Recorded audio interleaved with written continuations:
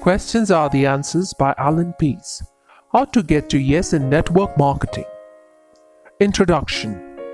Luke and Mia. Luke was a builder who was determined to make his business a financial success. His wife Mia was an accountant who was loved by her clientele. One day, their neighbor Martin invited them to attend a meeting and hear about a business opportunity. Martin didn't give much detail about it, but the meeting was just a few doors away and they liked him, so they decided to go. Besides, they would probably meet some new neighbors. As the meeting progressed, Luke and Mia couldn't believe what they were seeing and hearing. They saw a network marketing plan that gave them the opportunity to achieve financial freedom and a level of success beyond their imagination.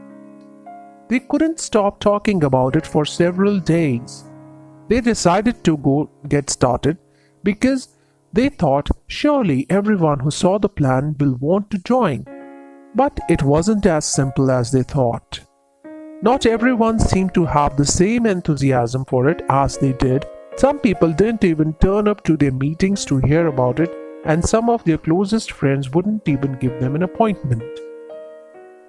Despite this, they gradually built a solid business. But it wasn't going as fast as they would have liked. Just imagine, Luke said to Mia, if people could tell us why they should join network marketing instead of us trying to convince them, if only there was such a way. There is a way, and this book will show you that way.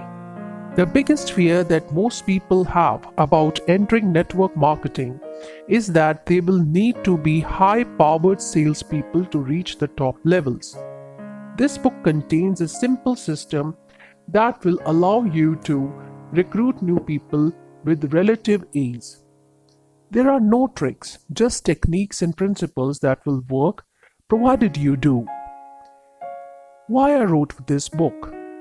When I was first introduced to network marketing in 1980, I was amazed that such a tremendous opportunity could exist that was simple, legal, ethical, fun, and lucrative. And it wasn't just another get-rich-quick scheme. It was a get-rich system. For 10 years prior, I had been researching and developing communication and sales techniques that had added zeros to corporate bottom lines and turned people into millionaires. I thought, wow, if I could introduce these highly successful techniques into network marketing, the results could be mind-boggling. This book is the result of years of adapting, modifying, testing, and applying techniques to network marketing. You will discover simple, easy-to-learn skills that will propel you along the path to great success as thousands of others just like you are discovering right now. And the great thing about it is that you don't have to change what you have already learned from your upline. With around 2 hours of study and some dedicated practice, you can start growing your business to a level that will astound you. The promise. There is a promise that goes with the system you will learn in this book. If you promise to learn the technique by heart and not to change a word for the first 14 days, I promise that the results will be beyond your wildest dreams. Now that's a pretty big promise, isn't it? But it's also a two-way deal. I want you to promise to practice and practice until you can repeat the words in your sleep. No ifs, buts, or maybes, just an unwavering dedication to learning the technique. This way, it will become permanently yours. A wide range of other business ventures to which I have been an advisor, consultant, or partner have made hundreds of millions of dollars, recruited thousands of new members to their causes, and increased their bottom line by 20%, 50%, 100%, 500%, and 1000% using this system. These are not exaggerated claims. What you will learn here can dramatically change your life because you must agree to stick to the system. If you agree, say yes aloud right now. If you didn't say yes aloud, go back to the beginning of this page and read it again. Note, where the word he is used, it applies equally to men and women. If there are gender differences in behavior, this will be specified. Your personal turbocharger.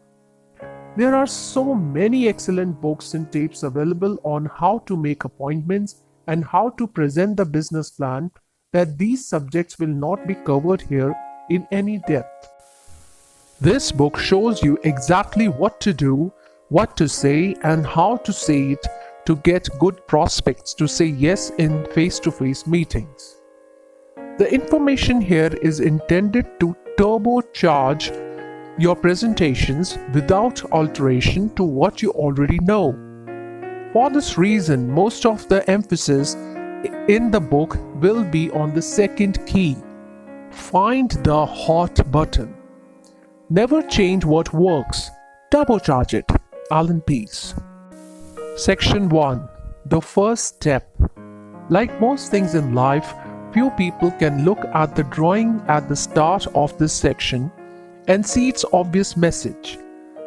To the untrained eye, it's just a series of unrelated lines that make little sense. But when you learn how to read between the lines, you'll realize that you just needed to adjust your perspective a little to discover the answer. And that's exactly what we'll teach you to do in this book.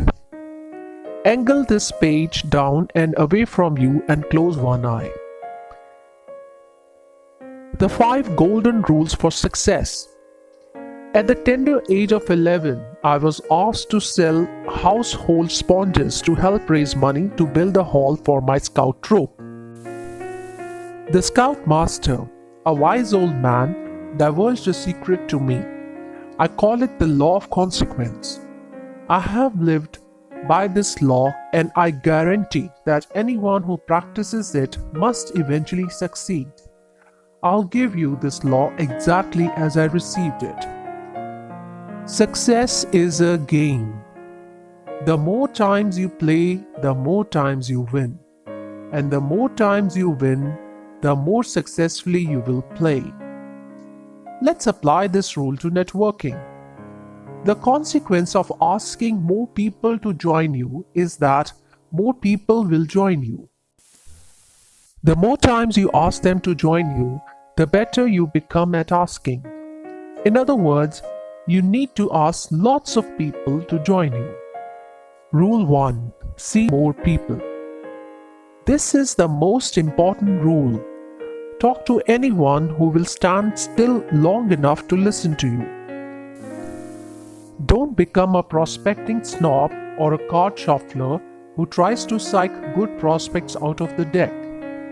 If you find yourself looking through your prospect list and saying, "They are too old, too young, too rich, too poor, too remote, too smart, etc., etc., then you're heading down a track that leads to failure. In the early stages of building your business, you need to talk to everyone because you need the practice. When you talk to everyone about your business, the law of averages proves that you will be successful. It's just a matter of how successful. There is no problem that you will ever have in your business that can't be solved by increased activity. If you feel depressed about where your life is going, simply double your number of presentations. If your business isn't building as quickly as you want, increase your output. Increased activity is a cure-all for most of the worries you'll ever have. Talk to everyone. That's the first rule. Rule 2. See more people. Keep calling people. You can be the best presenter in town, but if you don't see enough prospects, you're out of business. You can be an excellent dresser and have a great personality, but without a significant volume of presentations, you will only be average. Talk to everyone. Rule 3. See more people. Many networkers just bumble along in the business and never reach their potential. They think it's because of the prospects they didn't convince. But that's not true. It's because of the prospects they didn't see. Continually tell your story. If you only obeyed these first 3 rules, you would become an outrageous success. Rule number 4. Use the law of averages. The law of averages governs the success of every activity in life. It means that if you do the same thing the same way over and over again under the same circumstances, it will produce a set of results that will always remain constant. For example, the average payout for a $1 poker machine is around 10:1.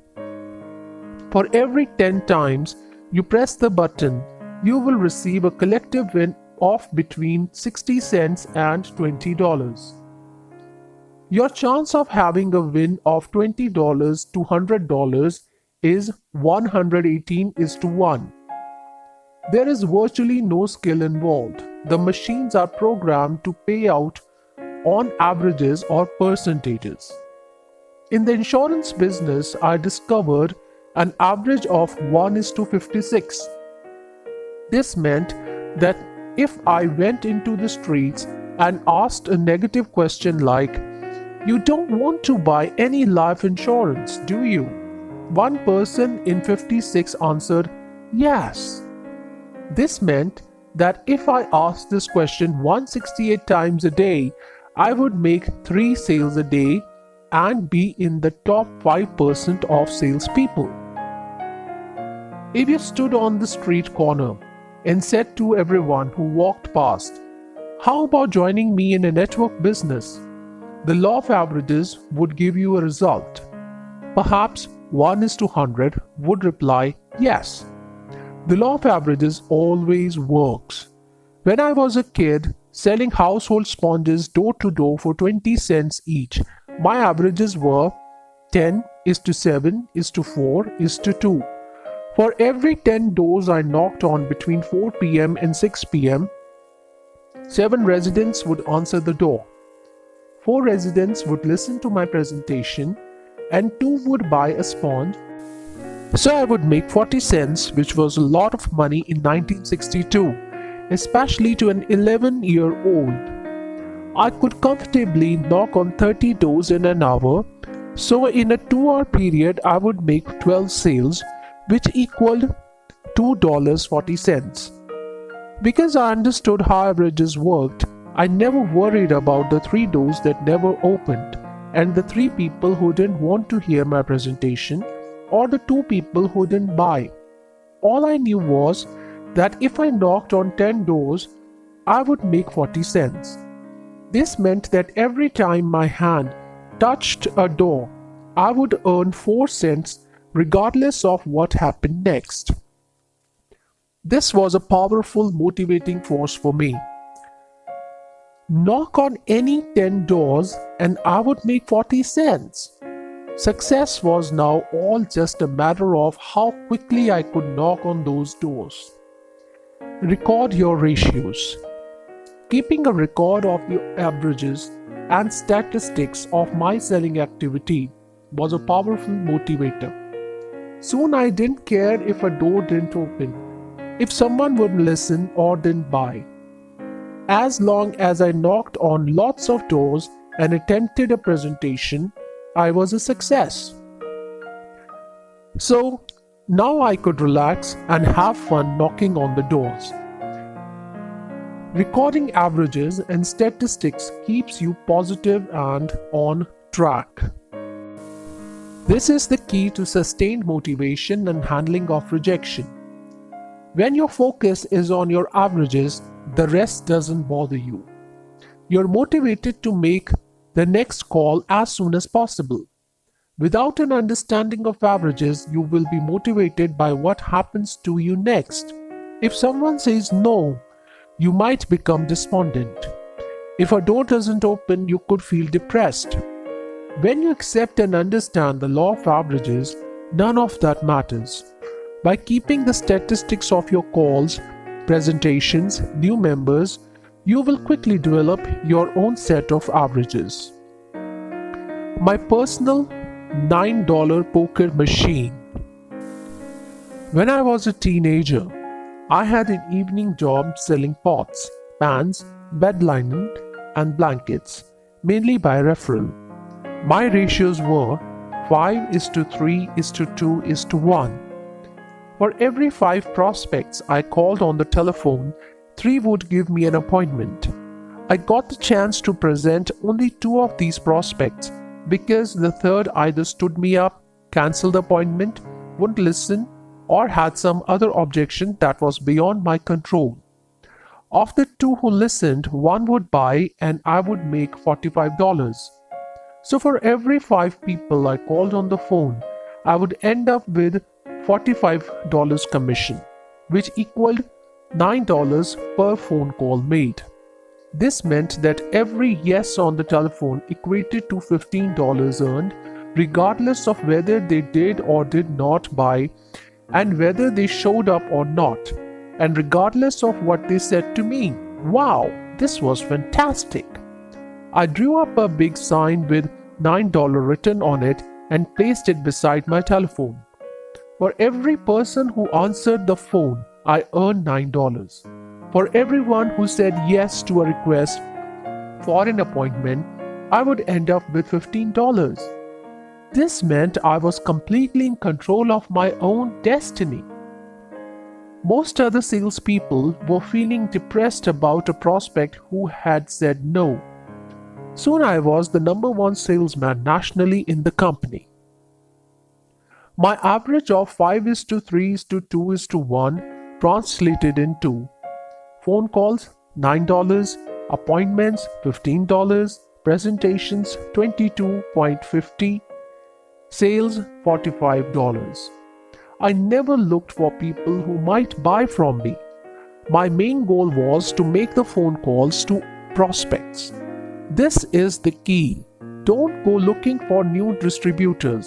Look for prospects who will listen to your presentation. The law of averages will look after you. Hitting the big time. At the age of 20, I joined the life insurance business as a salesman.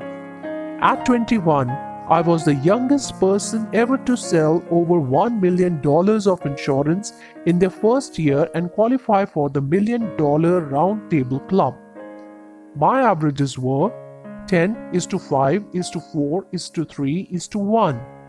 For every 10 prospects who would answer the phone, 5 would agree to an appointment, 1 wouldn't keep the appointment, so I would only see 4. Of these 4, I could only complete my presentation to 3, 1 would buy, and I would make $300. My focus was always to get 5 people to say yes to an appointment. I never focused on the prospects who didn't turn up for an interview, or those who wouldn't listen to my presentation, or the 2 who didn't buy. These events were just a necessary part of finding the buyer. In fact, if a prospect didn't turn up for an interview, I didn't mind, because I had planned for 1 to stand me up. So when it happened, I still earned $60. You are in the numbers business. I knew that if 10 people answered the phone, 5 would agree to see me, and I would end up with $300 commission. This equaled $30 for every time a prospect answered the phone. My average of 10:5:4:3:1 translated into phone calls $30, appointments $60, presentations $75, closes $100, sales $300. By the age of 21, I owned my own home, drove a late model Mercedes Benz, and was living a very comfortable lifestyle. It was now simply a matter of how often I could get groups of 5 prospects to say yes to an appointment over the telephone. Rule 5. Improve your averages. In the insurance business, I knew that every time I picked up the phone and spoke to someone, anyone, I would earn $30.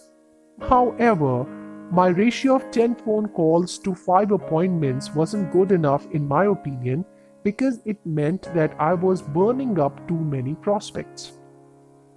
I needed an appointment getting system that could produce at least 8 appointments from 10 calls. This meant that I wouldn't have to prospect as hard as I had been because I didn't use them up so fast on the phone. My appointment to presentation ratio of 5:4 meant that 20% of my prospects weren't turning up, so I could close this gap if I found better qualified prospects. My presentations to close average of 3:1 could also be improved. But I still knew that even if I didn't change a thing, I would still be making $30 each time I picked up the telephone. The law of averages will always work for you. Keeping ratios keeps you sane, tells you where you need improvement, and shows you how successful you can be. It lets you focus on the activities that get results, not on what happens to you next. Averages in a networking business. I've been training network marketers since the 70s and have collected the results of individuals and organizations that have achieved the top levels of success. A typical average in network marketing is 10:6:3:1. Of every 10 prospects who listen to your presentation, 6 get excited about it and they will say they'll start in the business. Half of these actually get started, and one of these 3 becomes successful. One fades into obscurity, and other continues to buy the products. So every 10 times you show the plan, you end up with one productive long-term distributor. Now for the big question. How long does it take you to talk to 10 people about the business? Your answer to this question will determine your growth rate. In the life insurance business, everyone sold $1 million worth of insurance. It just took some people a lot longer to do it than others. Some took 3 to 5 years to do it, while others did it in 1 year. That's where the prizes and awards lay. I became so organized in seeing people that I could sell $1 million every 12 weeks. So it was a planning problem, not a selling problem. Network marketing is exactly the same. The reason so many network marketers fail to achieve lofty levels of success is not because of the prospects they didn't convince. It's because of the prospects they didn't see.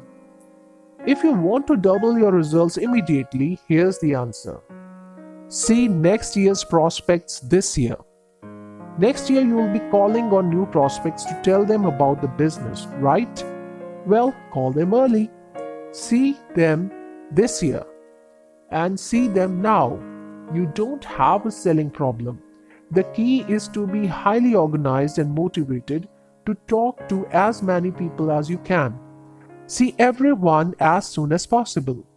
Big time success in networking is not about convincing people. It's about being organized and disciplined to see as many people as you can and as soon as possible. Improving your averages is only a learning process. Section 2. How to get to yes. The 4 keys technique. When you talk about the business, do your prospects believe you? The short answer is no. They expect you to try to convince them to make a commitment. They are waiting for you to start selling, so they are likely to be guarded or defensive regardless of how well you know them. Here's the problem you face. Prospects will raise objections to anything you say, not because of the validity of what you said, but because you said it. If you say it, it's your idea, not theirs. So prospects feel justified in raising objections. On the other hand, everything your prospects tell you is true. This is because if they say it, it's their idea, not yours. This makes the idea acceptable and they feel no urge to raise objections about it. The technique you are about to discover will enable you to get your prospects to tell you what they really want while you do the listening. When you say to a prospect, you will be able to live a lifestyle that gives you everything you want, he might respond, I'm not unhappy with the way I live now. Chances are that the objection is not even true. He only raised the objection because you made a statement. But if your prospect says exactly the same thing to you, it would be true. For example, if your prospect says, I would like to improve my lifestyle and have more of the good things in life, there would be no objection raised because he said it. It was his idea, not yours. When you use the 4 keys technique, your prospects will tell you what they really want while you do the listening. Why people object. I once asked a networker how he had fared with a prospect in a recent presentation. He replied, Not very well. She wasn't very interested. I asked him what he meant and he repeated, I don't know really. She just wasn't interested. There are no uninterested prospects, only uninteresting presentations. What he really meant was that he, the networker, was not very interesting.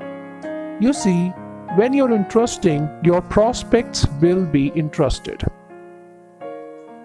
The 4 keys to the treasure chest of network marketing. Melt the ice, find the hot button, press the hot button, get a commitment. These 4 keys are the combination for getting from a cold start to a yes in the shortest possible time.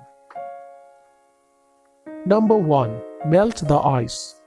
The purpose of this opening stage is to create rapport with your prospects by telling them about yourself and finding about them. The objective of this key is purely to sell yourself.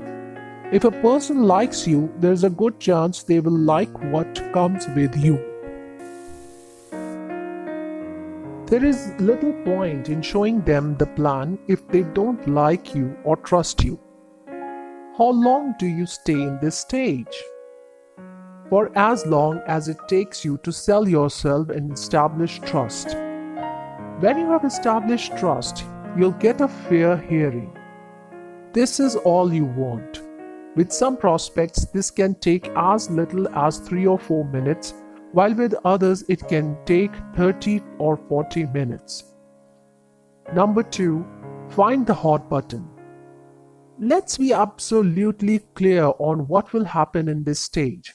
Your prospects may become emotionally upset. They may become excited, depressed, concerned, or even angry. Not angry with you, but with themselves. There's no room for complacency in this part of the presentation. When people are complacent about their goals and ambitions, they will be complacent in their work habits. You don't need a complacent people in your network. People who have strong emotional reasons for joining will be motivated to make it work. In this stage, you will learn how to discover the person's primary motivating factor, or PMF.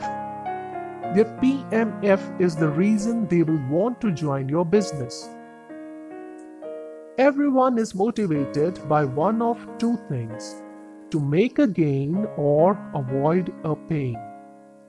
With this key, you will see how to uncover their primary motivating factor and how to light a fire under them once you have found out. This is where your prospects tell you what gains they want to make and what pains they want to avoid. This is really because your prospects will be verbalizing their hopes, dreams, and fears. Why people buy? Our research has shown that most people's primary motivating factors for joining a network marketing organization are extra income, financial freedom, have own business, more spare time, personal development, helping others, meeting new people, retirement, leaving a legacy. When you study this list, you will notice that one of the reasons listed was your primary reason for wanting to have a network marketing business. There are probably some secondary reasons too, but one reason always takes precedence over the others. This is your primary motivating factor.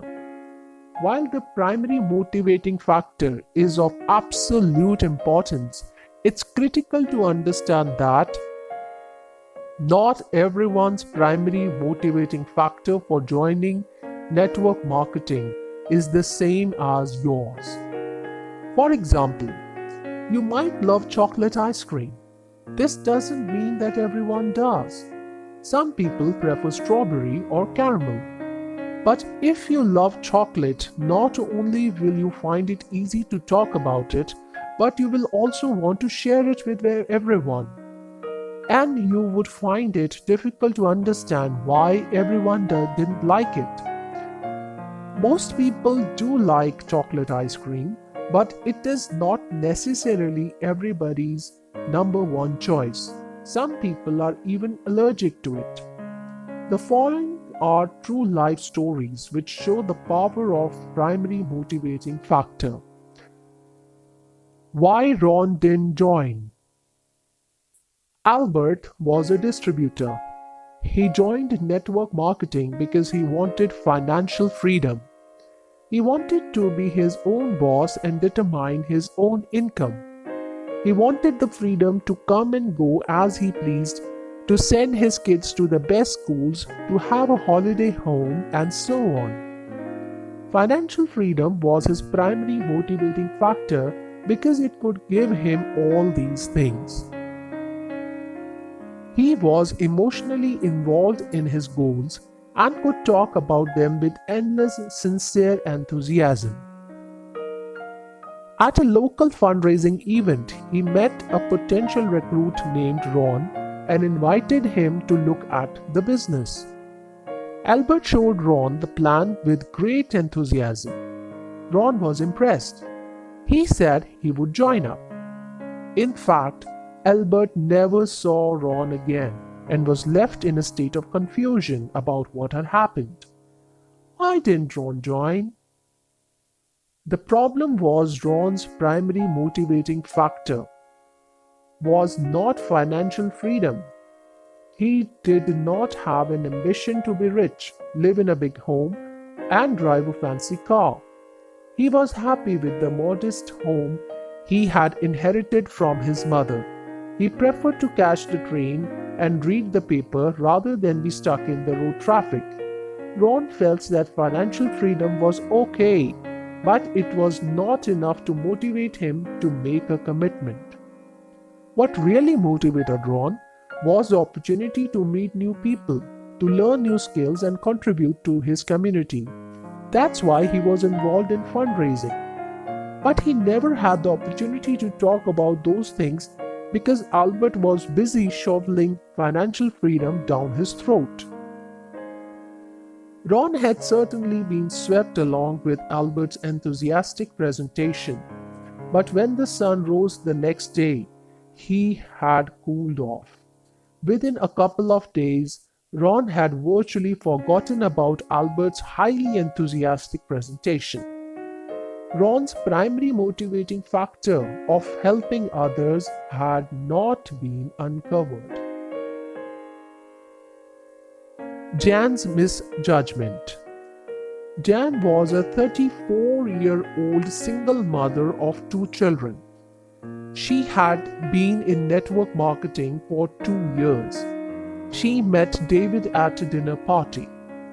David seemed interested in her networking activities and encouraged her to tell him more. Jan's own primary motivating factor was to have enough time to raise and educate her 2 children. But she was perceptive enough to know that this was not everyone else's number one priority. David was in his 50s and was a self-employed contract cleaner, so Jan assumed that retirement would be high on his list of priorities. When she talked about the business, our conversation centered heavily on its effectiveness in affording people a comfortable retirement. She was devastated at the end of the evening when David told her that he never wanted to retire. He saw it as an early death. Jan had wrongly assumed that retirement would be David's primary motivating factor. Consequently, he never felt motivated to join her. Never assume. It can make an ass out of you and me. When you assume another person's primary motivating factor, you're likely to get it wrong. Even if your assumption is correct, it will seem like your idea and not your prospect's idea, so it won't have the same impact and motivational power. How to uncover the primary motivating factor? You will need a visual aid with the primary motivating factors listed. This list can be on the back of your business card, in a prepared visual aid, or on a pocket-sized card. Here's the list again. Extra income, financial freedom, have own business, more spare time, personal development, helping others, meeting new people, retirement, leaving a legacy. Here's a simple technique for producing your list. Ask your prospect this question. Do you know why people started networking business? The beauty of this simple question is that no gives you permission to say, "Let me show you." At this point, produce your list. If your prospect answers yes to your question, you ask, why do they join? Your prospect will give you some real or half-baked reasons about why he thinks people start a network marketing business. When he runs out of reasons, ask, anything else?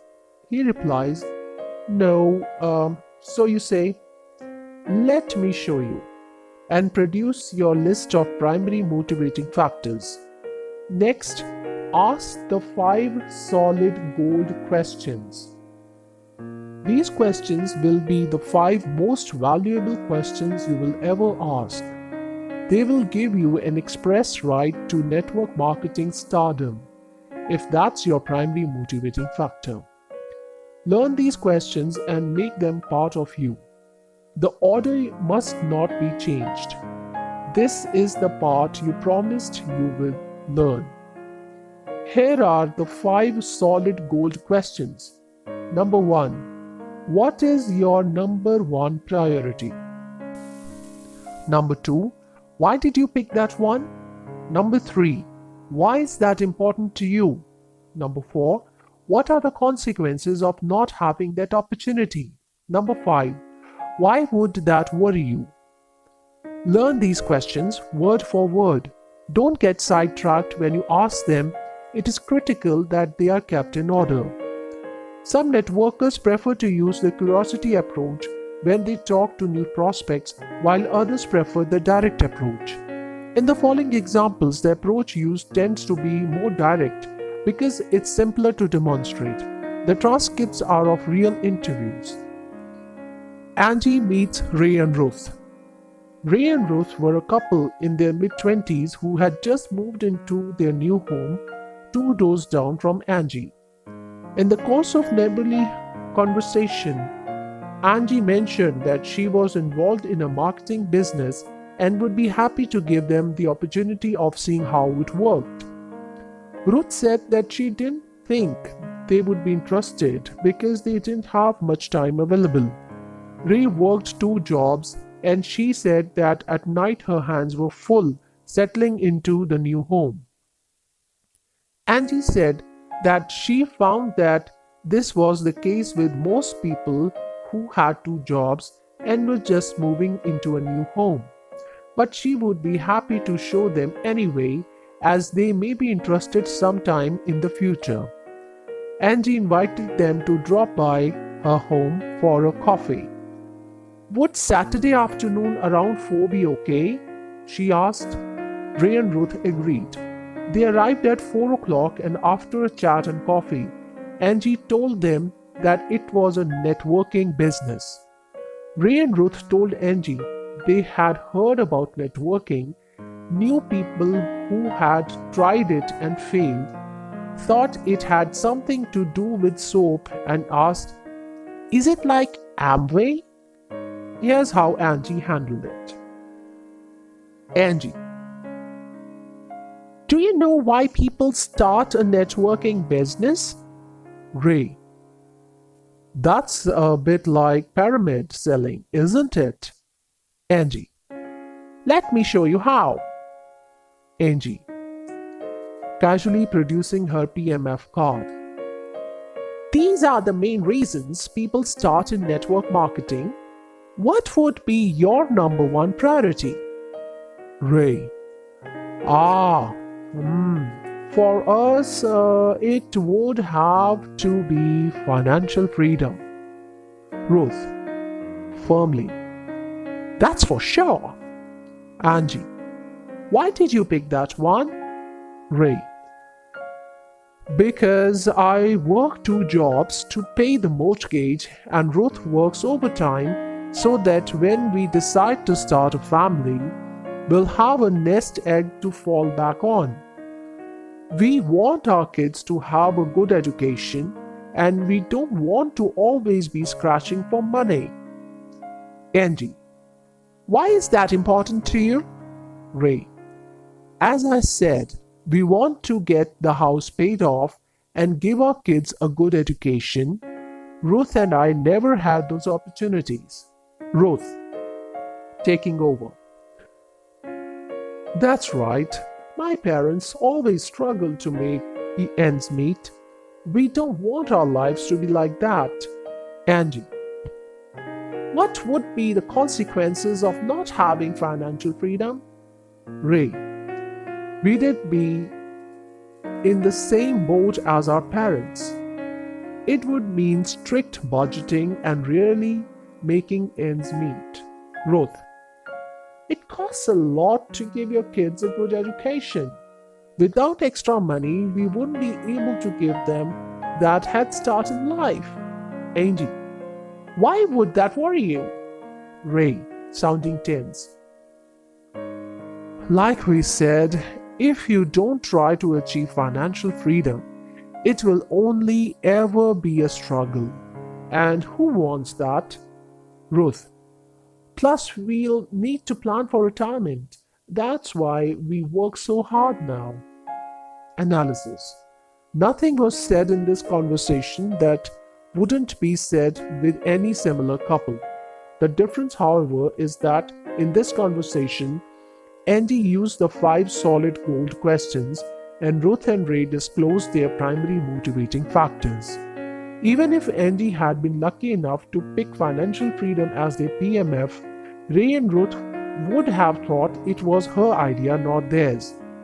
If Angie had talked about financial freedom, Ruth and Ray would probably have raised objections because Angie said it.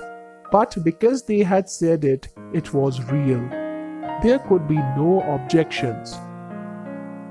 Let's consider these 5 questions. Number 1. What is your number one priority? The real question was, why would you join my network marketing business today? Ray said their primary motivating factor was financial freedom. That's why they would both join. Number 2. Why did you pick that one? This question really asks, why would you join for that reason?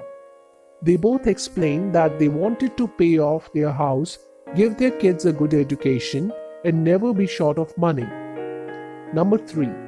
Why is that important to you? This question asks, tell me again, why would you join for that reason? Ray said, as I said, and repeated himself, reinforcing the reasons why they should join the business. Ruth also joined in with more reasons why financial freedom was the number one reason they should join. After all, her parents had difficulty in making ends meet, and she didn't want to live in similar circumstances. Number 4. What would be the consequences of not having financial freedom? This question really asks, what will happen to you if you don't join? Now they both became excited. They told Angie they didn't want to end up like their parents, and they didn't want their kids to miss out on a good education because there wasn't enough money. Number 5. Why would that worry you? This question asked them to repeat their number one priority. They both became animated. They emphasized again and again why financial freedom was the number one reason they would join the business today. They told Angie. She didn't tell them. If Angie had said exactly the same things to them, they would probably have given her reasons why they couldn't proceed. But since they told her why they would join, the reasons were real. After this interview, Angie showed them how the plan worked and replayed their words to them to describe the benefits and outcomes the business could provide. She showed the gains they would make and the pains they would avoid. From Ray and Ruth's standpoint, it was the perfect answer to their dreams because they were hearing their words, their goals, and fears being addressed in a proposed business plan. It was all theirs, not Angie's.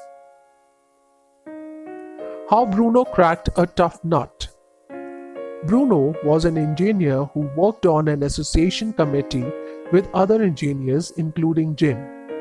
Bruno had started a network marketing business a year earlier and saw it as a way of getting out of what he felt was the day-to-day routine of engineering.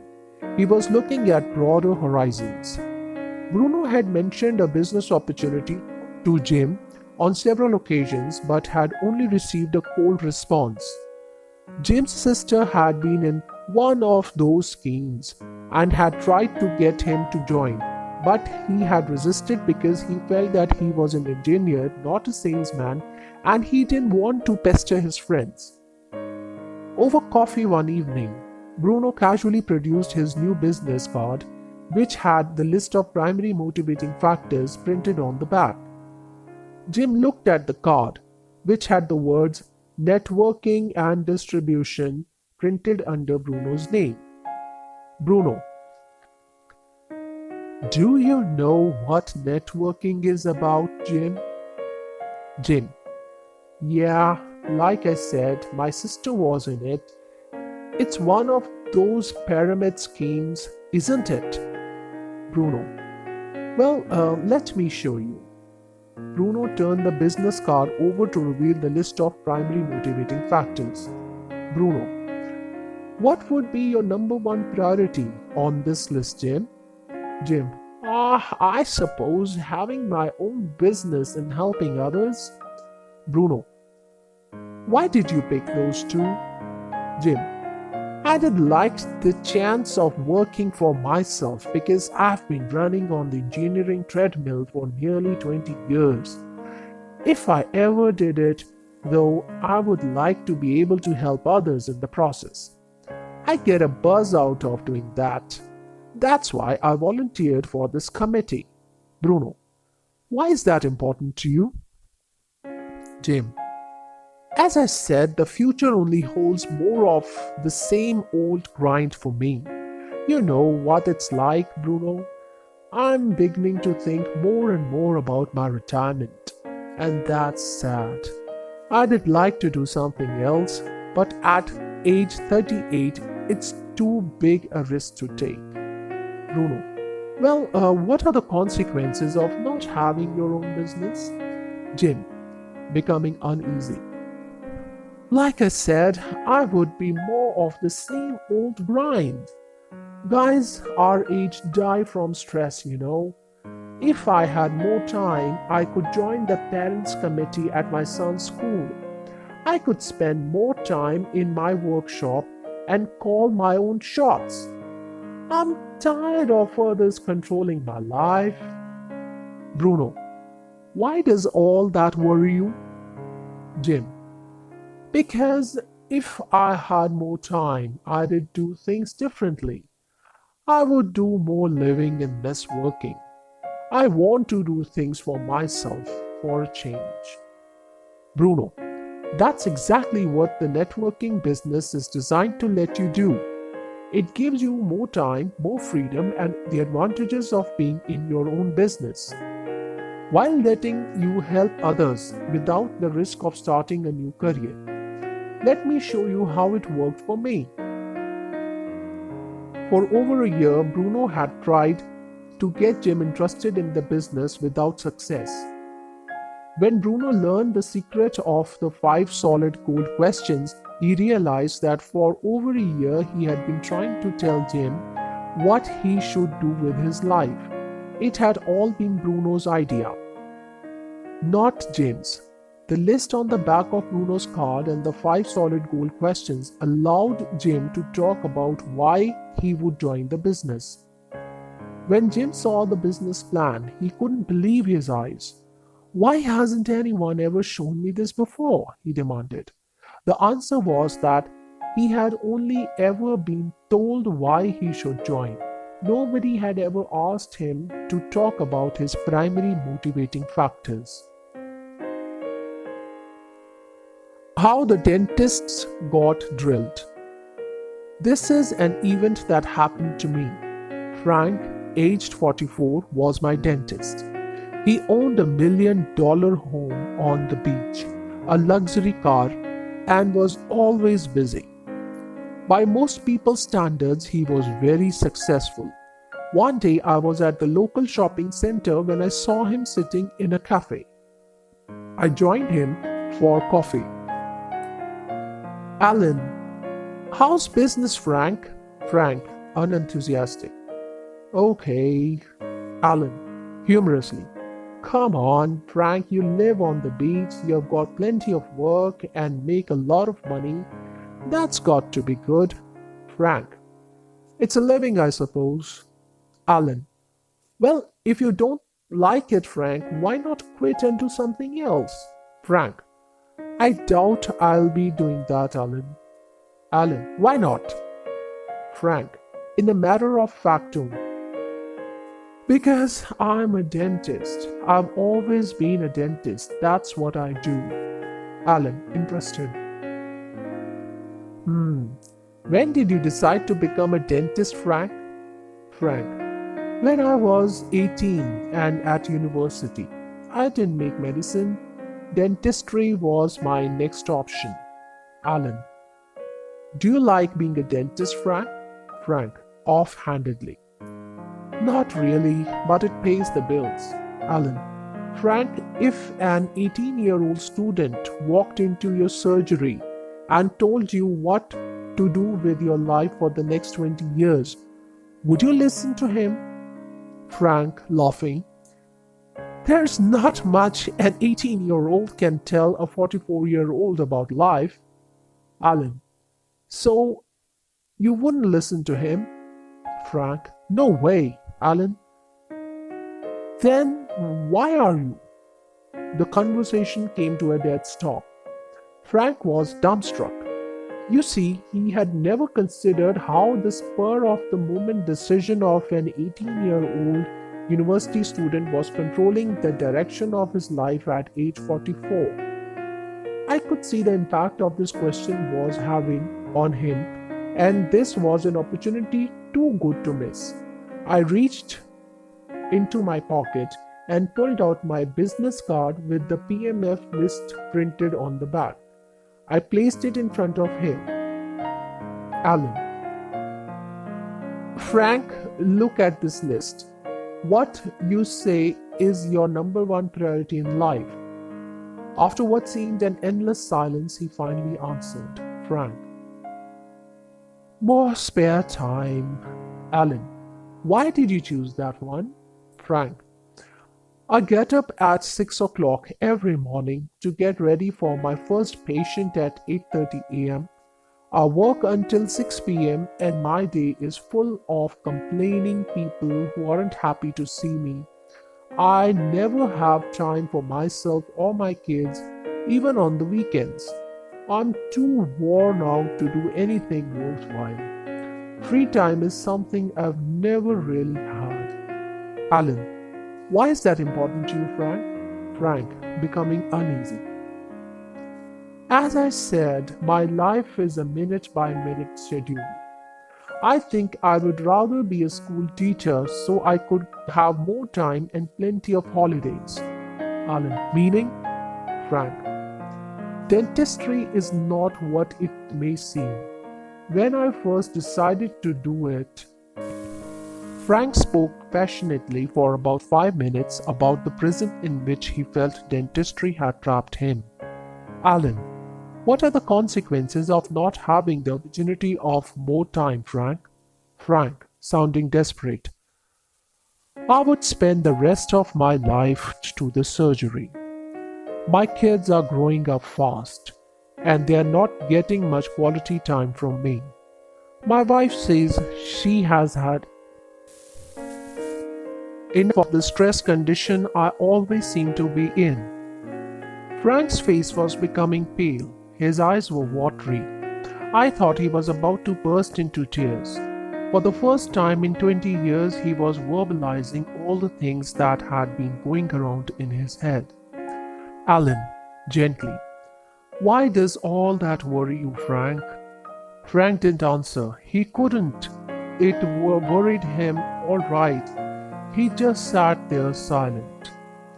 I didn't press for more information because I didn't think he could take it. Besides, I was supposed to be buying cornflakes, not changing Frank's life. 3 months later, I went to see Frank at his surgery. His receptionist told me that he was gone.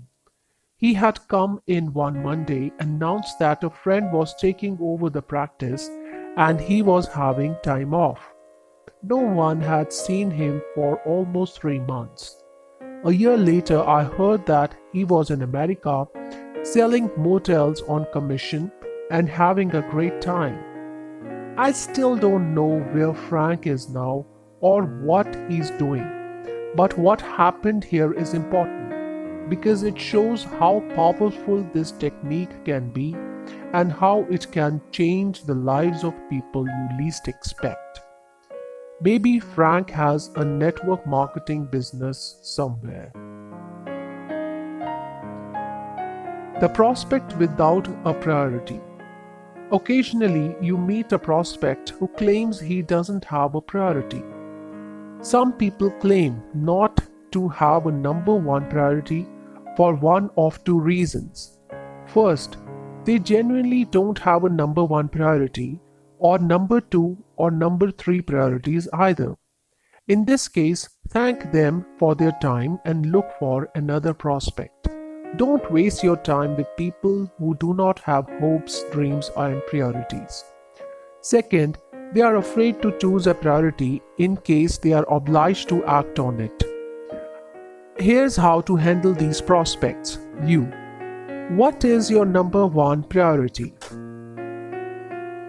Prospect. None of those really. You. None? Prospect. No. None are important to me right now. You casually. Well, if one was to be important, which one would it be? Prospect. Well, if one was important, it would probably be financial freedom. You. Why that one? Prospect. Because it's important to have money. And so now you continue with the 5 solid gold questions. The power of silence. After you ask a question, you must remain completely silent until the prospect completes an answer. Resist all temptation to help them select their priority. It must be their idea, not yours. They need to tell you why they need to join your business. This is probably the first time in the prospect's life that someone has asked such important questions and given him the time to express his own answers. Even if your prospect has been approached several times previously about network marketing, it's probably the first time someone has asked questions and then shut up. Your prospect's answers will also indicate the level of commitment he is likely to make in the business over the long term. How to separate the sheep from the goats? The sincerity and depth of the prospect's answers to the 5 solid gold questions will reveal how motivated they could be in the business. If their answers are half-handed, casual, or not convincing, then you need to think carefully about whether or not you should be inviting them to join your network. Unless your prospects have a fire in the belly, they won't do much more than complain. If their answers to the 5 solid gold questions are weak, you are better off to look for another prospect. Prospects who give weak responses will be leaners and constantly take up your time. The prospects with priorities and dreams will succeed in spite of you. Prospects with priorities will always succeed. You can only help speed up this process. Building a network marketing business is like planting a garden. You till the soil, fertilize it, keep the weeds out, and make sure it is protected from bad weather. But some seeds will grow while others will wither. All you can do is water, fertilize, and weed. The strong seeds will grow regardless of you. If the seeds you plant are weak, you will be forever propping them up and hoping they will grow. Don't fool yourself into believing a weak seed can be encouraged to grow into a strong and beautiful plant. That rarely happens. The real secret is to plant the strong seeds.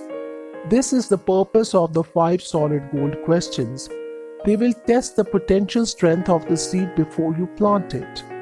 If a prospect is not strong with his answers to the questions, he could be the wrong prospect. Perhaps the timing is wrong for him, or he may simply become a purchaser of the products. Sponsor as many prospects as possible, but spend most of your time with the strong seeds.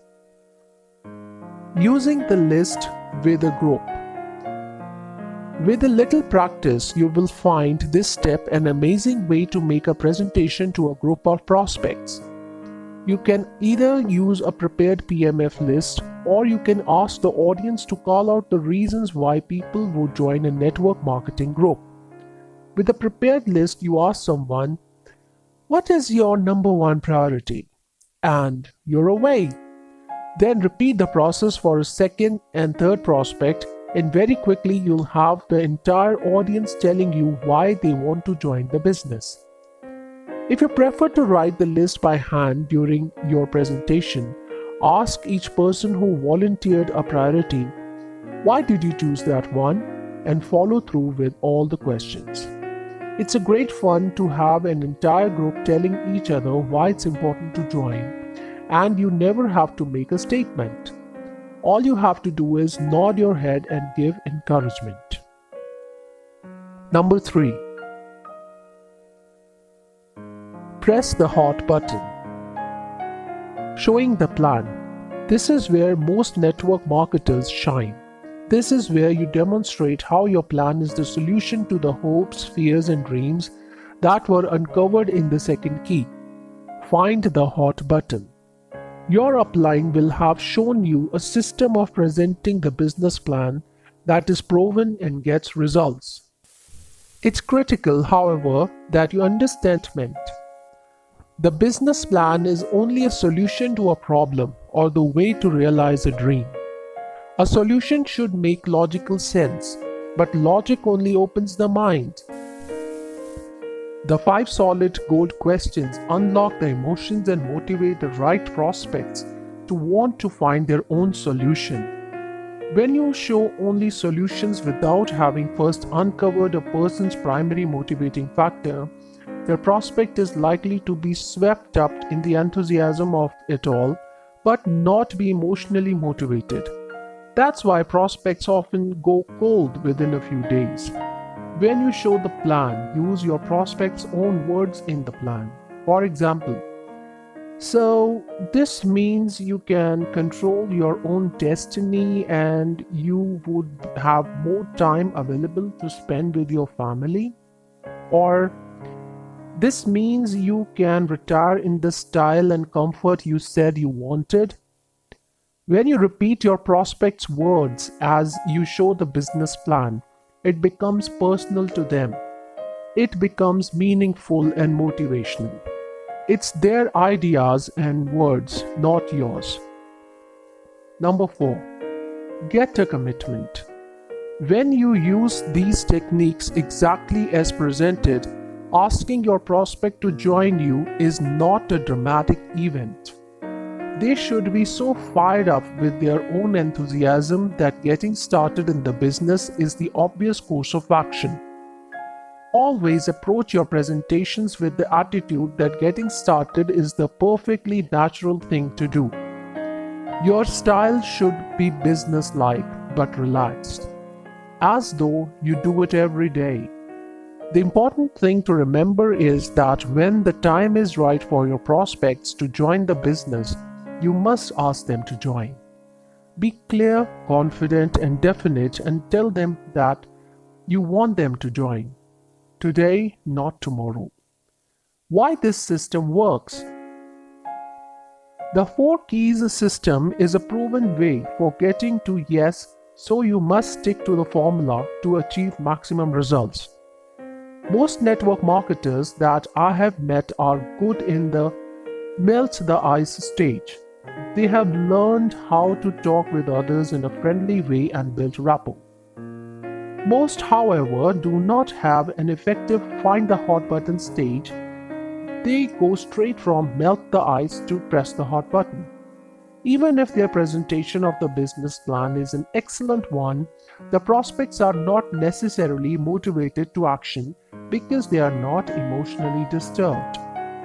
This is the main reason why so many prospects can become excited by your presentation of the plan but have completely cooled off a day or two later. Some networkers get so carried away with showing the plan that they can sell the idea but then keep talking so much that they buy it back. The business plan is only the solution to pains your prospects want to avoid or to gains that they want to make. There is no point in showing the plan until you have uncovered a prospect's primary motivating factor and have him fired up about it. If you are great at finding hot buttons, there is no need to be overly concerned about getting a commitment. When you know how to get prospects emotionally disturbed, they will start looking for their own solutions to their problems. Find hot buttons and press them, and building your network will be simple. Section 3. 6 strategic skills for powerful presenting. Here are 6 subtle but dramatically effective skills that will put potency into your presentations. Skill 1. Bridging. Bridging is a technique that keeps the conversation moving and avoids the situation where you might talk too much or your prospect talks too little. It's frustrating to think of a brilliant open-ended question and to receive a short answer in reply. True life story. How Sue warmed up a cold fish. Here's an example of Sue, the distributor, trying to build rapport with her prospect Fred. Fred worked for a computer company and agreed to give Sue a hearing during his lunch break. Fred seemed a little abrupt at first and didn't sound like the conversational type, which Sue found a little daunting. Sue: how do you happen to get into this business, Fred? Fred: I've always been interested in computers. At this point, Sue doesn't have much information to work with, so she had forced to ask another open-ended questions. Sue, what do you like most about the computer business? Fred, it's always changing. Again, a short answer forces her to think of another open-ended question in an attempt to pry open this hard-nosed plan. The problem is, even if she kept asking good open-ended questions, after a while the conversation would begin to sound like an interrogation with Sue as the chief of police. Prospects who give short answers can be best handled with bridges to keep them talking. Powerful bridges include meaning, for example, so then, therefore, then you, which means each bridge must be followed by silence on your part. Fortunately, Sue had learned how to use bridges, and this is how her conversation with Fred really went. Sue, how did you happen to get into this business, Fred? Fred, I have always been interested in computers. Sue, meaning? Fred, meaning the installation of network systems into large and medium-sized business. Sue, which means? Fred, which means I help improve the overall efficiency of a business by creating software that makes their life easier. Sue, for example?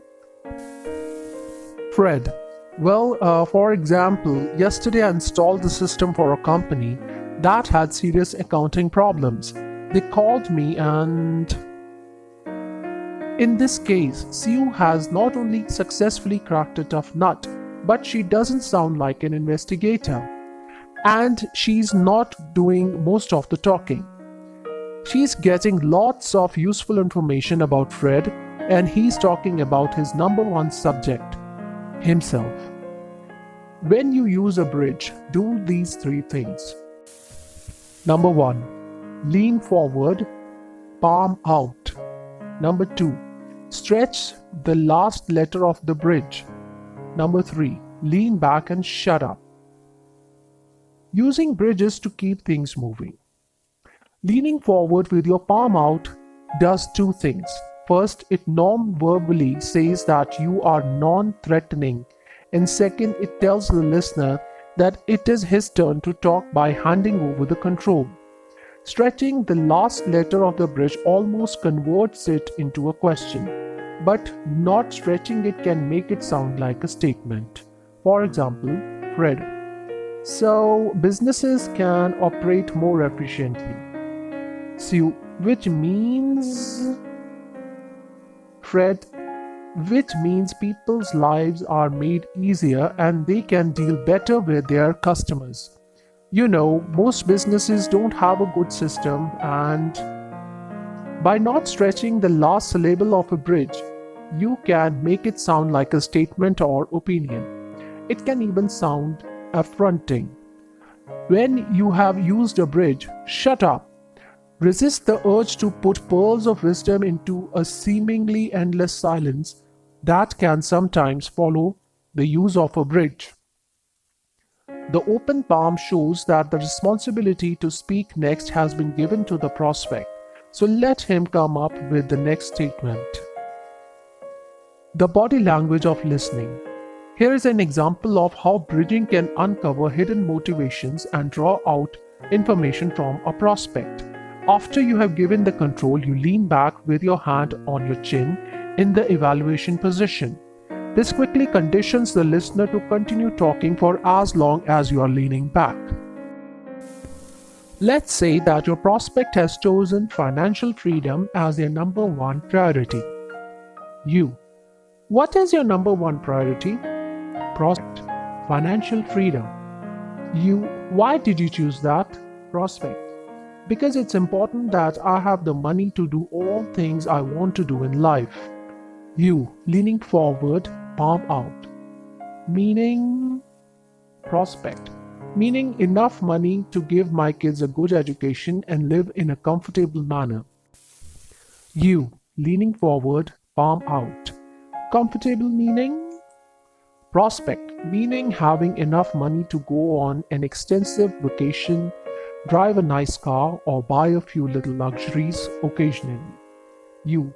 For example, prospect. Well, for example, if I wanted to travel, I would like to be able to. By using the two bridges, meaning and for example, your prospect is now talking about what he thinks, feels, and believes, and most important, you're not doing all the talking. Bridges are in effect a type of open-ended question. They are best used in presentations with people who don't speak much or who give short answers to questions. When you first use bridges, it may feel strange, particularly if you are a habitual talker, because of the silence that sometimes follows the use of a bridge. But if your listener is used to giving short answers, he is also used to experiencing periods of silence during conversations, so it all seems perfectly normal to him. Bridges are fun to use. They make presentations more interesting and give you the power of silent control. Skill 2. The head nod technique. Most people have never considered head nodding as a powerful persuasion tool. Nodding the head is a gesture used in most countries to show agreement. Its origin is body lowering or bowing. That is, if I bow to you, I am subordinate to your wishes. So it's a shortened bowing movement. There are two powerful uses of the head nod technique. Body language is an outward reflection of inner feelings. If you feel positive, your head will begin to make the nodding gesture as you speak. If you feel neutral and intentionally start nodding your head, you will begin to experience positive feelings. In other words, positive feelings cause the head to nod, and the reverse is also true. Nodding the head causes positive feelings. If you feel positive, you'll start nodding your head. If you nod your head, you will start feeling positive. Head nodding is also contagious. If I nod my head at you, you will usually nod too, even if you don't necessarily agree with what I'm saying. This is an excellent tool for getting agreement and cooperation. Then finish each sentence with a verbal affirmation such as, "Isn't it? Wouldn't you? Isn't that true? Fair enough." When the speaker and listener both nod their head, the listener experiences positive feelings, and this creates a greater likelihood of a positive outcome. The head nodding skill can be easily learned, and you can make it a permanent part of your body language repertoire in under a week. The second use of the head nod is to keep the conversation going. Here's how it's done. When you've asked an open-ended question or used a bridge and the listener gives his answer, nod your head during his answer. When he finishes speaking, continue to nod your head another 5 times at a rate of about 1 nod per second. Usually by the time you have counted 4 seconds, the listener will begin speaking again and give you more information. As long as you stay leaning back with your hand on your chin, there is no pressure on you to speak. This way you won't sound like an interrogator. When you listen, put one hand on your chin and give it light strokes. Studies of this gesture shows that they encourage others to keep talking for longer periods of time. Skill 3. Minimal encouragers. As the other person speaks, encourage him to keep going by using minimal encouragers. These include, "I see," "Uh-oh," "Really? Tell me more." Minimal encouragers can more than double the amount of information the other person gives you. Minimal encouragers combined with the head nod technique and bridges are the most effective tools you can learn to keep the presentation rolling along. Skill 4. How to keep eye control. Research shows that of the information relayed to a person's brain in the face-to-face presentation, 87% comes via the eyes, 9% via the ears, and 4% through the other senses. If, for example, your prospect is looking at your visual presentation as you're speaking, he will absorb as little as 9% of your message if the message is not directly related to what he sees. So, if you draw a picture of a house while talking about travel, he may not follow your story. If the message is related to the visual presentation, he will absorb only 25 to 30% of your message if he is looking at the visual presentation and not directly at you. To maintain maximum eye control, use a pen to point to your presentation and at the same time verbalize what your prospect sees. Next, lift the pen away from the visual aid and hold it midway between his eyes and your eyes and nod your head as you speak. Look over the top of your pen at your prospect's eyes and point only at where you're looking. This has the magnetic effect of lifting your prospect's head so that he is looking at your eyes and now he sees and hears what you're saying, achieving maximum impact with your message. Be sure that the palm of your other hand is visible when you're speaking, maintaining a non-threatening atmosphere. Skill 5. Mirroring. When two people are mentally in sync with each other, their bodies also move into physical synchronization by adopting similar postures and by using same gestures. The purpose of this behavior is to create rapport between the participants and avoid conflict. Non-verbally, this behavior is saying, "I'm the same as you and I agree with you and your attitudes." Being in sync to bond with another person begins early in the womb, when our body functions and heartbeat match the rhythm of our mother. That's why mirroring is a state to which we are naturally inclined. As a result, we intuitively copy the people with whom we feel rapport. You can see this occur at business meetings or social events with people who are getting on well with each other. It also explains why, after years of living together, people can start to resemble each other. Then they buy a dog that looks like both of them. Monkey see, monkey do. The two people in the next illustration show a typical example of how mirroring looks. They are standing with identical postures, holding their drinks the same way, probably the same drink. They dress alike and use similar vocabulary. If one puts his hand in his pocket, the other copies. If the other shifts his weight to the opposite leg, his friend does too. For as long as the two agree and the rapport exists, the mirroring will continue. Mirroring makes others feel at ease. It's a powerful rapport building tool. Slow motion video research shows it can include simultaneous blinking, nostril flaring, eyebrow raising, and even simultaneous pupil dilation or contraction. This is remarkable because these micro gestures cannot be consciously imitated. Creating good vibes. Mirroring the other person's body language and speech patterns is a dynamic way to build rapport quickly. When you meet a new person, mirror their seating position, posture, body angle, gestures, expressions, and tone of voice. Before long, they'll start to feel that there's something about you they like.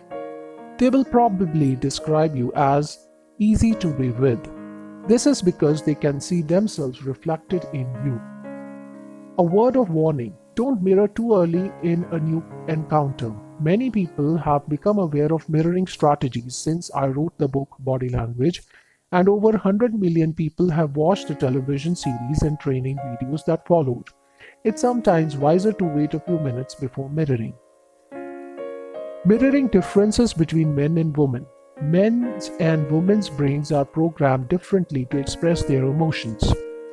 Women use more facial expressions and men rely more on body movements and gestures. Typically, a woman will use an average of 6 facial expressions in a 10-second listening period to reflect and feed back the speaker's emotions. Her face will mirror the emotions being expressed by the speaker. To someone watching, it can look as if the events being discussed are happening to both women.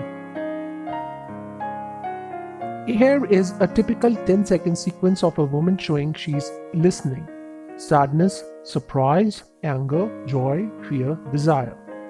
A woman reads the meaning of what is being said through the speaker's voice tone and body language and registers her understanding by reflecting those emotions. This is exactly what a man needs to do to capture a woman's attention and to keep her listening. Most men are daunted by the prospect of using facial feedback while listening, but it pays big dividends for those who become good at it.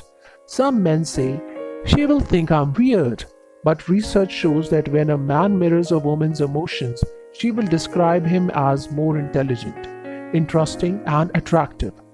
Because of the evolutionary need to withhold emotion in public, to stave off possible attack, most men look like they are statues when they listen.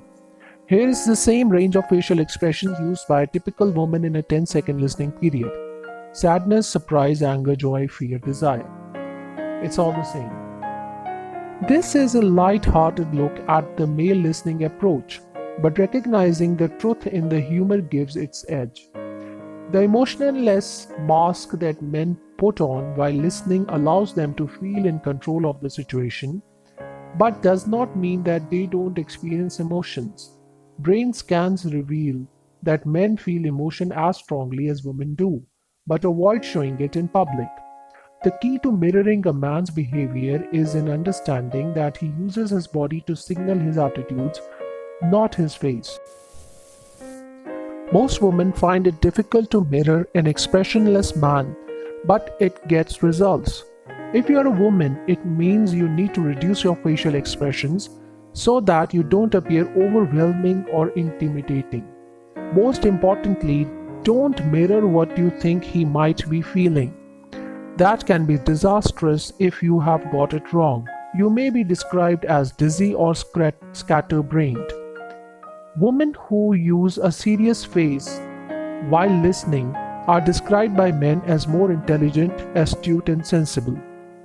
Skill 6. Pacing. Intonation, voice inflection, and speed of speaking also synchronize during the mirroring process to further establish mutual attitudes and build rapport. This is known as pacing, and it can almost seem as if the two people are singing in time. You will often see a speaker beating time with his hands while the listener matches the rhythm with head nods. As a relationship grows over time, the mirroring of main body language positions becomes less as each person begins to anticipate the other's attitudes. Pacing with the other person then becomes the main medium for maintaining rapport. Never speak at a faster rate than the other person does. Study reveals that others say they feel pressured when someone speaks faster than they do. A person's speed of speech shows the rate at which their brain can consciously analyze information. Speak at the same rate or slightly slower than the other person and mirror their inflection and intonation. Pacing is critical when making appointments by telephone because the voice is your only medium, so you need to practice. Section 4. 6 tremendous techniques for making positive impressions. You will never get a second chance to make a first impression. You probably heard your grandmother tell you this, but she didn't need sophisticated computer equipment to know that others will form up to 90% of their opinion about you in less than 4 minutes, or that they will make at least 25 judgments about you, including your age, income, education, authority, friendliness, and trustworthiness. They will even decide how much money they would lend you before they would insist on a guarantee. There are fortunately 4 areas over which you can have some control. These are your handshake, smile, dress, and personal space. Technique 1. Palm power. One of the most powerful but least noticed of our body language signals is the use of the palm of the hand.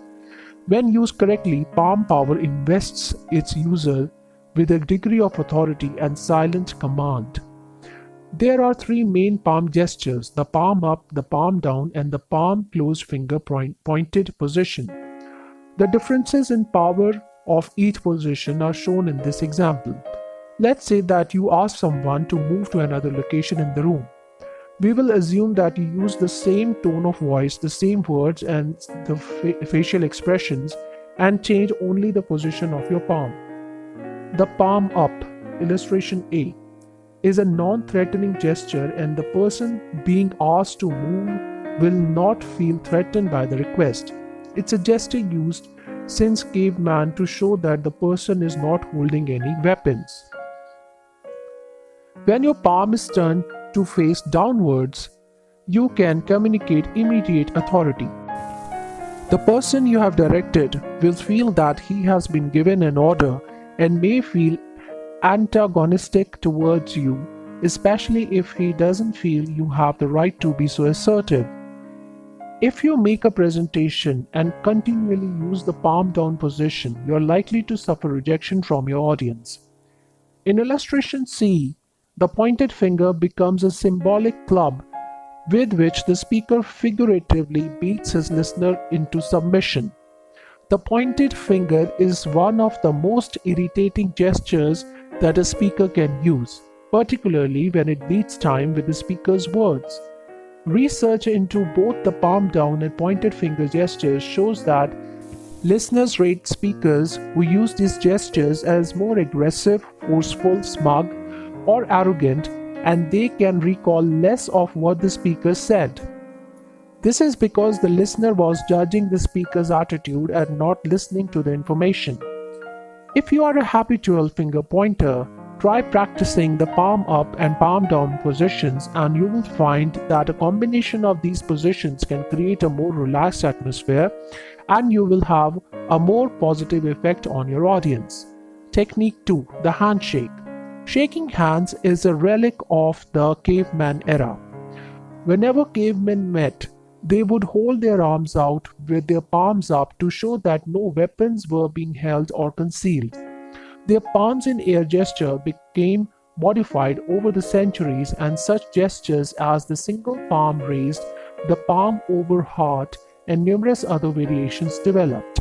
The modern form of this ancient greeting ritual is the interlocking and shaking of palms, which in most non-ancient countries is performed both on initial greeting and on departure. The hands are normally pumped 3 to 7 times. Considering what has already been said about the impact of a command given with palm up and palm down positions, let's explore the relevance of these two positions in handshaking. Assume that you have just greeted a new person with a handshake. One of the three basic attitudes will be transmitted. Number 1. Dominance. This person is trying to dominate me. I would better be cautious. Number 2. Submission. I can dominate this person. He will do what I want. Number 3. Equality. I like this person. We'll get on well together. These attitudes are transmitted unconsciously. Dominance is communicated when you turn your hand dark sleeve so that your palm faces down in handshake. Your palm need not be facing the floor directly, but is facing downward in relation to the other person's palm.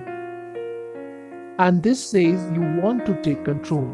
Studies of 54 successful senior management people revealed not only did 42 initiate the handshake, but they also used dominant handshake control. This handshake style is not good for creating rapport, as it is intimidating to most people. It's used mainly by men. Just as dogs show submission by rolling on their backs and exposing their throat to an aggressor, we humans use the palm-up gesture to show submission to others. The reverse of the dominant handshake is to offer your hand with your palm facing up. This is particularly effective when you want to give the other person control or allow him to feel he's in control. It can also say you can be intimidated. How to create rapport through a handshake. There are two rules for creating rapport in a handshake. First, hold the palms straight, not dominant or submissive, but equal. This makes everyone feel comfortable and is non-threatening. Second, give the same grip pressure that you receive.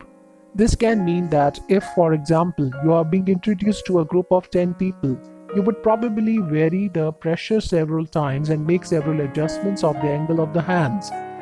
With this handshake style, there are no winners or losers, and no one feels intimidated. It makes it easier for everyone to feel open to new ideas and less judgmental of each other. The handshake to avoid. Avoid greeting new people with the double hander. While its objective may be to convey feelings of welcome, warmth, and trust, it has the complete opposite effect on the receiver. They perceive the giver to be insincere, less trustworthy, or to have ulterior motives. Always stick to the single-handed handshake. Technique 3. Left hand holding. This strategy may seem obvious at first, but few people pay it much attention. Practice holding folders, papers, briefcases, purses, and drinks in your left hand. We greet each other using our right hand to shake hands, and most of us use our right hand to open doors, move a chair, or wave goodbye. If, for example, you are introduced to someone and you are holding a cold drink in your right hand, you are forced to switch the drink to your left hand. Even if you do it successfully and don't spill it over everyone's shoes, the new person receives your cold, wet hand, and that becomes their first impression of you: cold, damp, and soggy. If you're holding documents in your right hand and you switch hands to open a door, move a chair, or respond to a handshake, you might drop the documents and look like a fumbling fool. Technique 4. Smile power. Humans are the only land animals that draw back the lips to reveal the teeth but do not bite you. Smiling has its origin as an appeasement gesture and is also used by monkeys and chimps to show they are not threatening. Our research into this gesture shows that the more frequently you use it, the closer others are likely to stand to you. The more eye contact they will give you, the more likely they will be to touch you, and the longer they want to stay with you. In other words, smiling is great for your business and personal life as it shows others that you are not a threat to them. Technique 5. Territorial respect. We each carry a bubble of space around our body known as personal space. Its width depends on population density and what culture the person is from.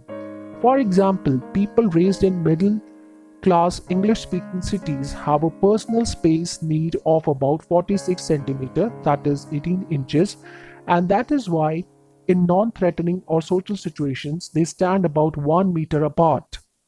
In many parts of Europe, the Mediterranean, and South America, the personal space needs of locals can be as little as 30 centimeters or 12 inches. This means they will be standing too close to most Westerners and may be perceived as pushy. In illustration 2, if both people were from Mediterranean region, they would probably feel comfortable with each other at this distance. But if one was from London and the other from Rome, the Londoner would probably think intimate or aggressive advances were being made. If you're standing close to someone and you notice that they move back each time you move forward, keep your distance and resist moving forward. They're telling you that this is the amount of space they need for comfort. A touchy subject. Many non-English speaking cultures are also very tactile or touchy, and this further complicates effective communication between cultures. The strategies in these cases are simple. Mirror the frequency of touch you receive. If the person isn't touching you, leave them alone. If the person is, for example, Italian or French and seems to be constantly touching you, return their touch or they may think you don't like them. Technique 6. Dress for success. Clothing covers up to 90% of your body and has a powerful effect on other people's perception of your trustworthiness, reliability, expertise, authority, social success, and business standing. While we won't be analyzing each component of clothing in this chapter, I will give you the formula for appropriate dress. Women are likely to get it wrong more often than men because women have access to a wider range of styles, colors, and designs than men. However, while most men have less choices and less clothes, most do not have specific locations in the brain to allow them to correctly match patterns and designs, and 1 in 8 men is either color blind to red, blue, or green. What's the difference between a single man and a circus clown? The clown knows when he's wearing funny clothes. The secret to appropriate business dress is in the answer to this question. How does your prospect expect you to be dressed? For you to appear credible, likable, authoritative, knowledgeable, successful, and approachable, how would you be dressed in their opinion? What suit, shirt, blouse, tie, skirt, shoes, watch, makeup, and hairstyle would you be wearing? In their opinion, not yours. Remember, your prospect's opinion is the important one here, so dress for him or her. This will vary from region to region, and dress styles are affected by climate, but there is a standard to which a successful person would be dressed in your region. But what about Richard Branson and Bill Gates? Some people ask. They dress like they just walked out of a wind tunnel. These people are the exceptions, not the rule. If we all dress like these people, others would find it hard to trust us or follow us. If you lined up the most successful world leaders and business people, you would notice that there would be a standard to which they would be dressed. And that's the safest standard to follow. Don't handicap yourself by dressing to your own taste or comfort levels. Dress for your prospects' expectations. Dressing like your prospects will make them feel comfortable, but they won't necessarily want to follow you. Section 5. Body Language. How to read the signs. Many people don't see the obvious. What do you see? Almost everyone is now aware that it's possible to read someone's attitude through his or her behavior. When I wrote book Body Language in 1976, I had no idea it would have the impact on the world that it has had, or that it would sell over 4 million copies in 33 languages. Our original body language research and countless other studies that have since followed shows that in face-to-face presentations, the impact your message has on your listeners is as follows. Words, 7 to 10% of total impact. Vocal, 20 to 30% of total impact. Body language, 60 to 80% of total impact. This shows that the way you look, gesture, smile, dress, and move has most of the impact on the other person's attitude towards you. The way you say things is 3 times more important than the words you use. The 3 rules for reading. Rule 1. Reading clusters. Like any language, body language consists of words, sentences, phrases, and punctuation. Each gesture is like a single word and may have several different meanings. It is only when you put the word into a sentence with other words that you can fully understand its meaning. Gestures come in sentences like clusters. Never try to interpret a single gesture in isolation. For example, scratching the head can mean a number of things: dandruff, fleas, sweating, uncertainty, forgetfulness, or lying, depending on the other gestures that occur at the same time. For a correct reading, always look for gestures clusters in groups of at least 3. Illustration 1 shows a typical critical evaluation cluster. Arm across the body, hand to face, thumb supporting the chin, legs crossed, and furrowed eyebrows. Never try to read a solitary gesture. It may be just an itchy nose. In this section of the book, we will be analyzing gestures individually, but this is not how they normally occur. They come in clusters. Rule 2. Consider the context. Gesture clusters should be evaluated in the context in which they occur. If, for example, someone was sitting at a bus terminal with their arms and legs tightly crossed and chin drawn, and it was a cold day, it would most likely mean that he or she was cold, not defensive. If, however, the person used the same gestures while you were sitting across a table from him trying to sell an idea, the gestures could be correctly interpreted as meaning the person was probably negative or defensive about the situation. Rule 3. Acknowledge cultural differences. A gesture which means one thing in one country can have a dramatically different meaning in another country. For example, the ring gesture shown in illustration 3 is most commonly recognized in Western countries as meaning okay or good. The okay meaning is now common in all countries which have Western television programs, and although its meaning is fast spreading across the rest of the world, it has other origins and meanings in other places. For example, in France it also means zero or nothing. In Japan it means money, and in some Mediterranean countries it's a sexual insult. Most basic body language gestures are the same everywhere. When people are happy, they smile. When they are sad or angry, they frown or scowl. Nodding the head is almost universally used to indicate yes or affirmation, and as already mentioned, this gesture is a form of head lowering. Smiling is probably inborn, as the people born with visual impairments also use it even though they may have never actually seen it. In this chapter, I will present a simple dictionary of body language gestures that are common to most cultures, and these are the things you are most likely to see during face-to-face presentations. Why women are better receivers. As reported in our book, Why Men Don't Listen and Women Can't Read Maps, men's brains are not highly attuned to receiving small non-verbal and vocal cues, which is why many men are often described by women as uncaring or insensitive to others' needs or feelings. Women at social events everywhere say to men, "Didn't you see the look I was giving you? It should have been obvious to you that I wanted to leave the party." It would have been obvious to most women, but not to most men. Men are not callous, their brains are just not programmed to read subtle body language signals. When a woman says she can see someone feels hurt or disagrees with group opinion, she is actually seeing the hurt or disagreement. She's picked up that person's body language is out of sync with the group opinion and it is showing the disagreement.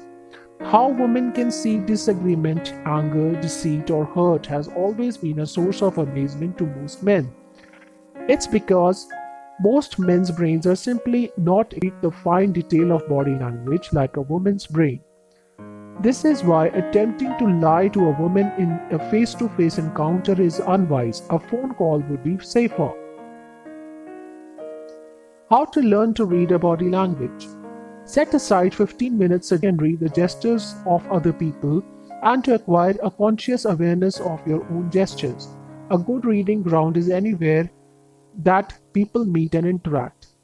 An airport is a particularly good place for observing the entire spectrum of human gestures because people openly express eagerness, anger, sorrow, happiness, impatience, and many other emotions through their gestures. Social functions, business meetings, and parties are fertile fields for study, and watching television also offers an excellent way to learn. Turn down the sound and try to understand what is happening by watching only the picture. By turning the sound up every few minutes, you will be able to check how accurate your non-verbal readings are, and before long, it will be possible to watch an entire program without any sound and understand what is happening, just as people who are hearing impaired do. Use a video camera to film yourself giving a presentation and replay it with the sound off, and have your friends and associates evaluate your performance. An instant guide to body language. Here's a reference guide to some of the most common body language signals you're likely to see during your presentation. Arm crossing.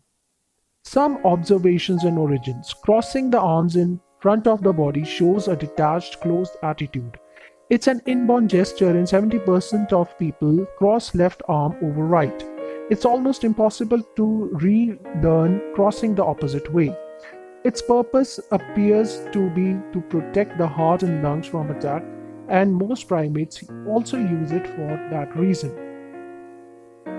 Research into this gesture shows that audience members who take this position during a speech can recall 38% less of what is said than those who sit in open position do. When interviewed about the presenter's performance, the arm crossers used shorter sentences, gave less eye contact, sat back more often, and were more critical of the presenter's performance than were the arms uncrossed listeners. Arm crossing can also be seen in several subtle forms, including the half arm cross, holding hands with yourself, which seems to be a relic from when your parents held your hand if you were nervous, and holding an object with both hands. The purpose of holding a purse, glass, or folder with two hands is to achieve a sense of security by having the arms in front of the body. Fiddling with the ring, watch, or cufflink on the opposite hand achieves the same result. Illustration 7 shows the man on the right using a cluster of gestures in a correct context. He is using the arms crossed position, his legs are spread, male aggression, one eyebrow raised, critical, tight-lipped smile, withholding, and body facing away, disinterested. He is feeling excluded by the other two people who are building a rapport with each other by mirroring. The problems of cause and effect. Let's say, for example, that a person feels negative, defensive, non-participative, or hostile. There is a good chance he will non-verbally signal this by crossing his arms on his chest.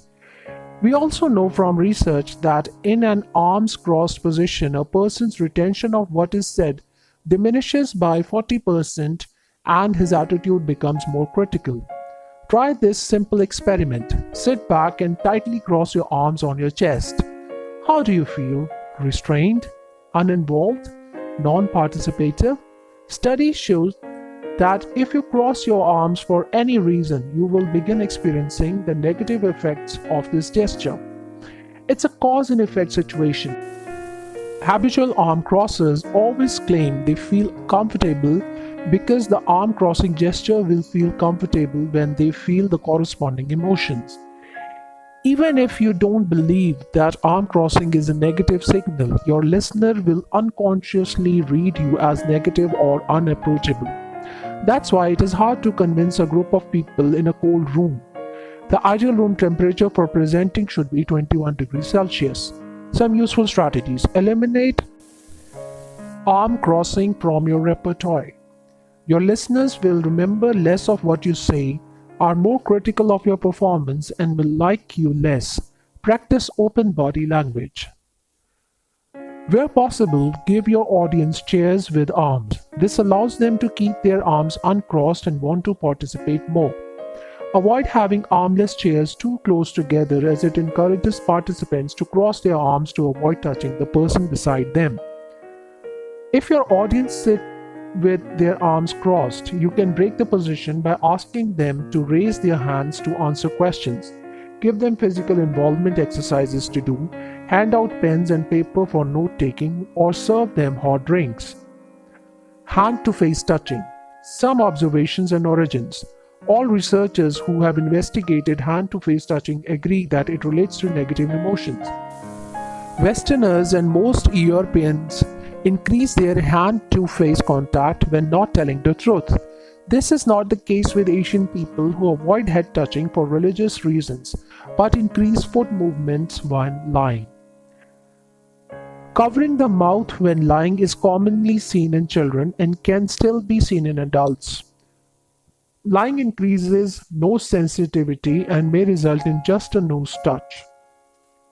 Covering the eyes with the hands stops us from looking at what we don't like seeing or don't believe, and is the origin of the eye rub gesture. Tugging or rubbing the ear or scratching the side of the neck are also indicators that the person is uncertain or disbelieving about what is being said. Some useful strategies. Always read hand-to-face signals in clusters and in context. Don't confuse an itching nose with deceit. Avoid hand-to-face gestures at all times during your presentation, as your audience will be less trusting. Practice in front of a video camera or a mirror to help you eliminate face touching. If someone is using hand-to-face gestures during your presentation, try this. I can see you have a question. Would you mind if I ask what it is? A stronger version is, your body language tells me you have a question. Would you mind if I ask what it is? Be cautious how you use this last question, as it can sometimes seem affronting. It's used by professional interrogators. Positive body signals. Number 1. The head tilt. We tilt our head when we are interested in what we see or hear. If your prospect is tilting, keep presenting. If his head straightens, wobbles, or is dropped in onto his chest, get involvement or change the direction. Number 2. Hand to cheek. This shows a positive evaluation of your presentation. The hand rests on the cheek but does not support the head. The finger usually touches the temple. If the head begins to be supported by the hand, interest is waning. Number 3. Sucking glasses. A person may also suck a pen, pencil, or even their own lips. This is a form of evaluation and can be seen when the person is trying to reach a decision. It can also be used to stall making a decision because the person feels justified in not answering while their mouth is otherwise occupied.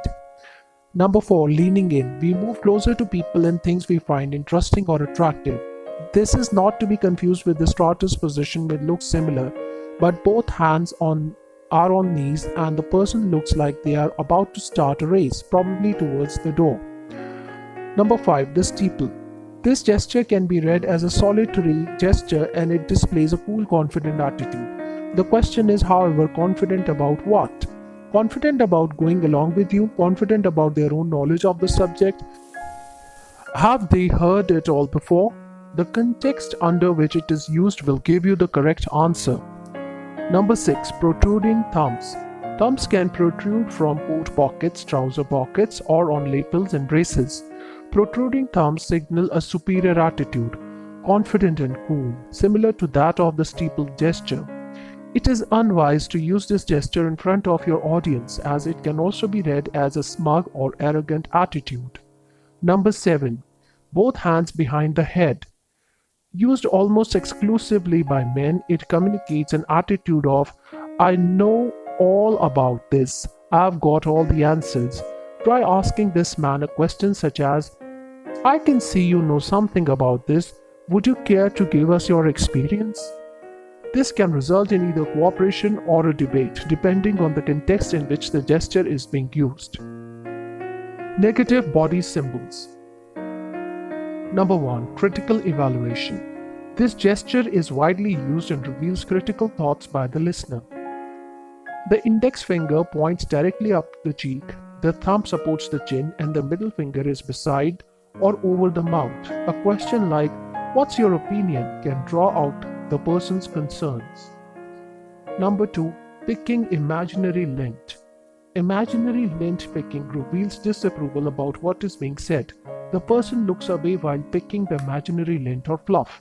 An approach such as, I can see you have a question, could work well with this person. The collar pull. When someone is silently angry, upset, or being deceitful, it causes a tingling sensation in the neck, which gives the person the urge to pull the collar away from the neck. A question like, how do you feel about this, could be appropriate.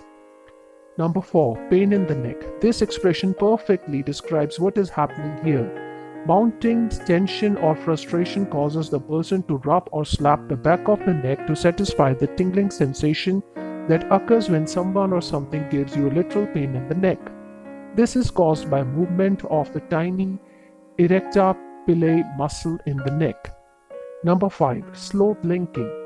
This annoying gesture is used by a person who feels he is better, wiser, richer, or smarter than you are, and is often accompanied with the raising up on the soles of the feet to gain height.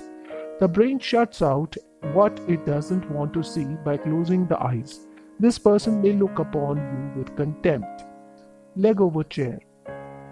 This has a combination of meanings. First, that the person feels relaxed and self-confident, particularly if it's not his chair. Second, it's a form of territoriality because he stakes his claim with the leg over the chair. The overall attitude is that of relaxed indifference. Number 7. Straddling a chair. This is mainly a male gesture which sends a message of dominance or superiority. The back of the chair gives protection against a possible attack, and the leg spread is a classical male domination ploy. Never argue with the person who takes this position. Instead, get involvement or ask them to turn the chair around the right way. Number 8. Slow hand rubbing. The speed of the hand rub shows the person's likely emotions. Fast hand rubbing is done by a person who is feeling excited about the outcome for everyone concerned. Slow hand rubbing is used when the person expects to personally receive benefits or make money from the discussion. A typical cluster. In this scene, a woman on the right has assumed the classic critical evaluation cluster, and the man on the left is using open palms and leaning forward to try to draw her out. The man in the center is using the steeple and an aggressive leg position, which reflects his confident, self-assured attitude. The last word. Body language is like a jigsaw puzzle. Most of us have many of the pieces but never put them together to form a picture. Always remember the number one rule of body language. Never interpret gestures in isolation. Always look for clusters. Be signed to consider the context of all signals and acknowledge cultural differences. Being able to read body language means being able to see the obvious in everyday situations. Now look at the next illusion. What do you see? In conclusion, how many times have you heard someone say she's a natural or he's a born salesman when referring to a top-level networker? You will never hear a person described as a natural engineer or a natural pharmacist or a born doctor. We know that these occupations are sciences. A science is a skill or technique achieved by systematic study based on observation, experiment, and measurement. Top-level networkers are not natural or born. Top-level networking is a science, a learnable art, the same as any of the sciences. This book gives you some powerful techniques and shows you how to use them, how to measure and improve your progress, and what to observe when dealing with people. The science of networking is a learnable skill that requires the same dedication, perseverance, and practice as do all the sciences. One of the greatest challenges networkers face on their journey to success is oversensitivity to a negative response. When you use the technique set out in this book, you will understand how every no is in fact a positive step towards achieving your goals. Keeping your averages will prove this to you constantly. This book discloses the secrets of how to, which for many have been their biggest stumbling blocks. Now it's up to you. The network marketing business has evolved virtually overnight without fanfare or advertising and could eventually become the largest business system of them all. Its success relies on the referral-based distribution system and is driven almost entirely by the enthusiasm of its members. It is one of the most dynamic opportunities ever created by the mind of man. This book has given you the keys to unlock the treasures in the system and propel you at great speed towards success. Everything in this book is proven and tested and gets immediate results. Everything will work provided you do. There are no longer any excuses for not achieving the levels you want. So set your goals and go for it. Allan Pease.